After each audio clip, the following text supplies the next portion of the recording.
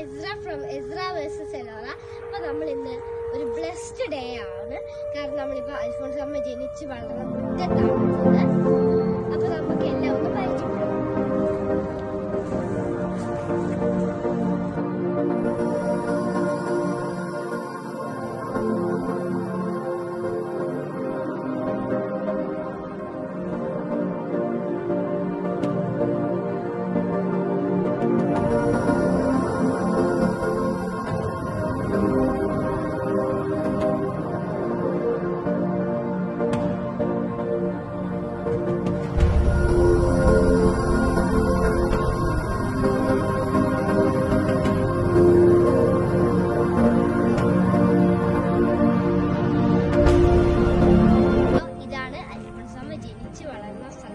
So have a blessed day.